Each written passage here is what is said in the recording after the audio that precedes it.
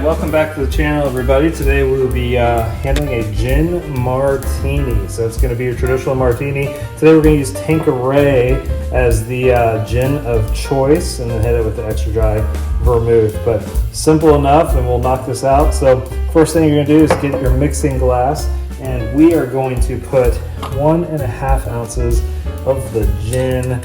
I do prefer gin in these drinks. There's more botanicals, more flavor. So 1.5 ounces, pour it down the hatch.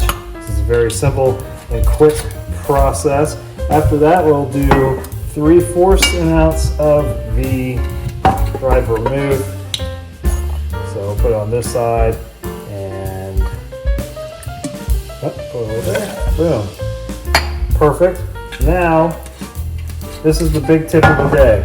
Big tip of the day is use some orange bitters. Not everyone does it. It really helps with the botanicals, bring some of the fruit flavor forward. So I actually did 2 dashes there. Just felt like a little more flavor today. But that is the big tip, get it in. So now, we'll put some ice in here. And we're gonna stir it. Nice and simple. Get this thing going, get it really cold. We're gonna stir it for a while, probably about 20 to 30 seconds. Really get it going, and that's going to be the basic part of this whole drink.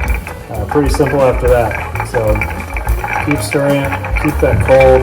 I like the smaller martinis.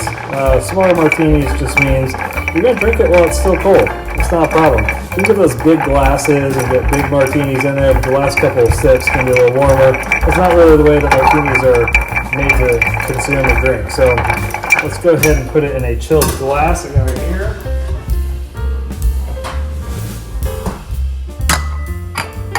Chilled glass. We'll pour this baby right in there.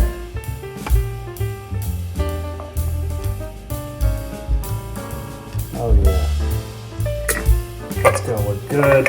Then we're going to, because we put the orange bitters in there, finish it with a little orange twist and an olive with a pickle. Use a Butte Clark.